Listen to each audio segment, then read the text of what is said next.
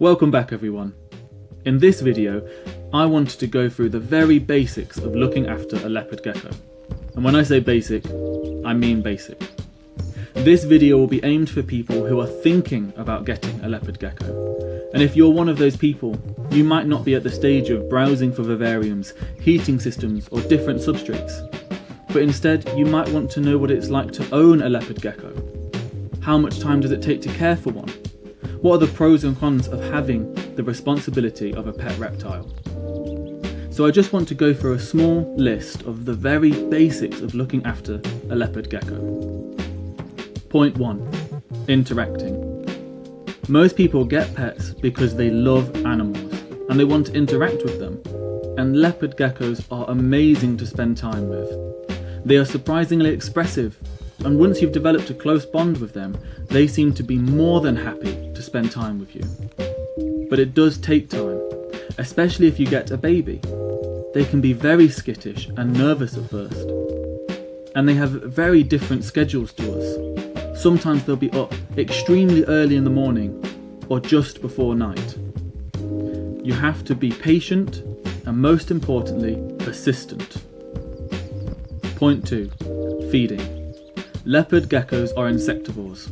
They love bugs, which means you have to be able to tolerate them.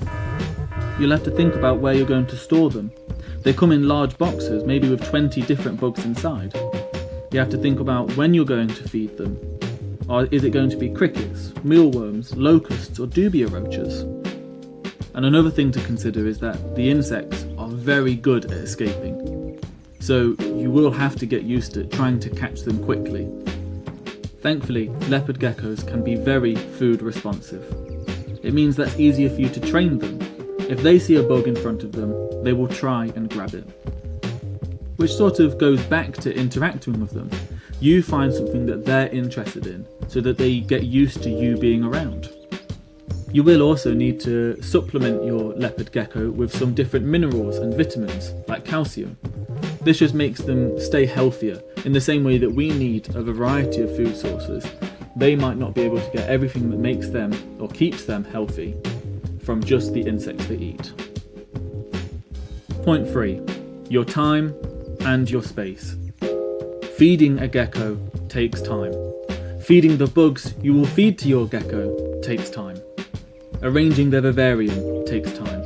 Cleaning their vivarium takes time. If you are a busy person with a busy schedule, you have to think about, do you have the time to look after this animal appropriately?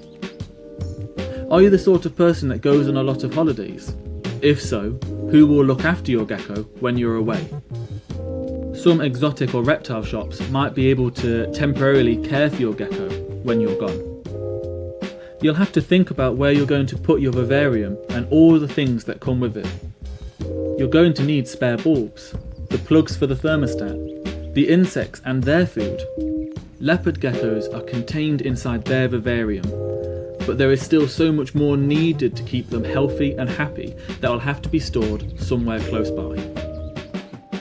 In conclusion, even though leopard geckos are some of the simplest reptiles to have, that doesn't mean it's easy.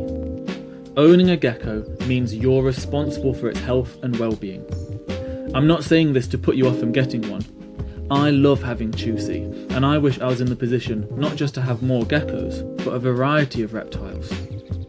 Having a pet is a great opportunity, and it's so rewarding putting in all that time and persistence and being able to develop a strong bond with that animal.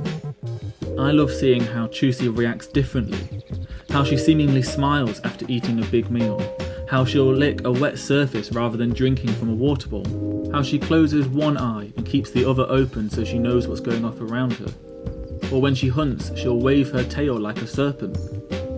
In a future video, I might make a more detailed review on the financial side of looking after a leopard gecko, but at the end of the day, it's your choice.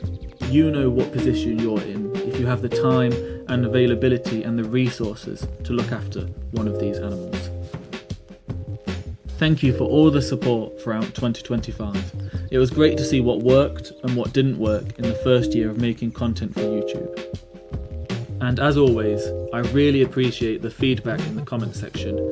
It's great to know how I can improve and also what you liked.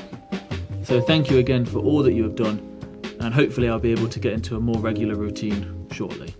See you in the next one.